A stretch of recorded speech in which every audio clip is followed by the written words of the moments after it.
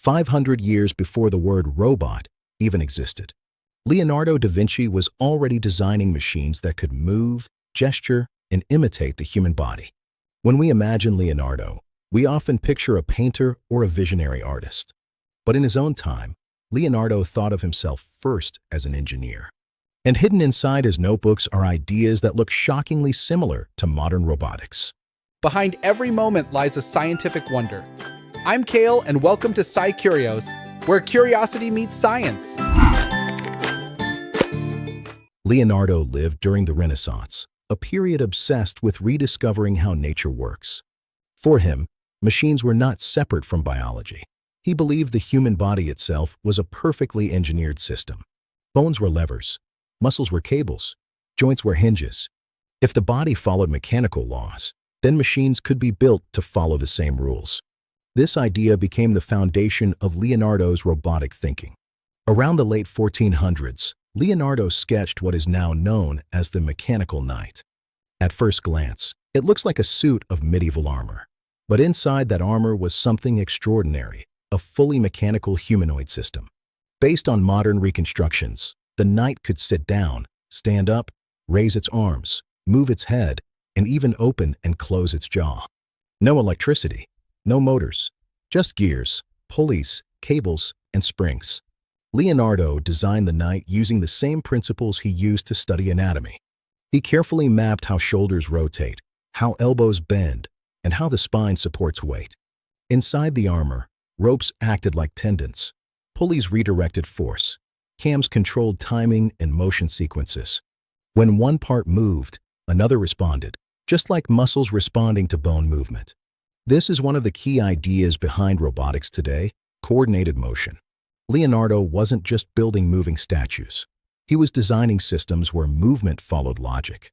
Even more impressive, the mechanical knight appears to have been programmable.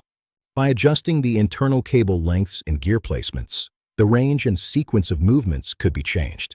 This is remarkably similar to how modern robots are programmed, not with code, but with mechanical constraints that define behavior. Leonardo also designed automated machines for entertainment and ceremony. One famous example is his mechanical lion, built to walk forward and open its chest to reveal flowers. To Renaissance audiences, this wasn't just a machine. It was a spectacle. But beneath the spectacle was real engineering, controlled motion, balance, and internal energy storage using springs. Leonardo understood something crucial. For machines to feel alive, movement had to be smooth and intentional. His notebooks show countless experiments with gear ratios, friction reduction, and motion transfer. He studied how to convert circular motion into linear motion, exactly the problem modern robotic actuators solve. He explored how force weakens over distance, how materials wear down, and how timing affects stability.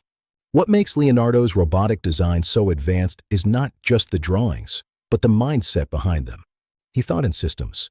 Each component had a role. Each motion had a cause. Nothing was decorative. Even his artistic sketches were functional studies. When he drew a hand, he wasn't just capturing beauty. He was reverse engineering grip strength, finger articulation, and mechanical efficiency. In modern terms, Leonardo was practicing biomechanics and kinematics centuries before those fields had names. So why didn't Leonardo's robots change history immediately? The answer is technology. Precision manufacturing didn't exist yet. Materials were inconsistent.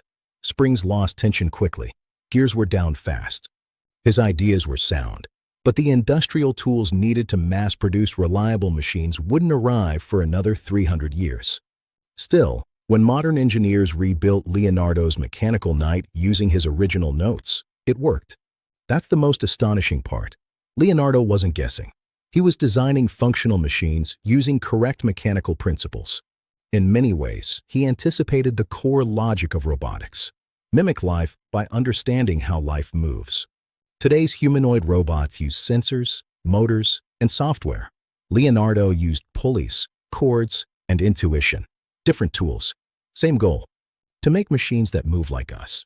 And maybe that's Leonardo's greatest lesson. Technology doesn't begin with electronics. It begins with observation, with curiosity, with asking how nature solves problems, and then daring to copy its methods. If a Renaissance artist could imagine robots 500 years ago, what ideas today might still be waiting for the right technology to catch up? Do you think Leonardo da Vinci would have focused more on art or robotics if he lived in the modern age? And why? B/B. Science is everywhere if you just know where to look. Thanks for watching SciCurious. Until next time.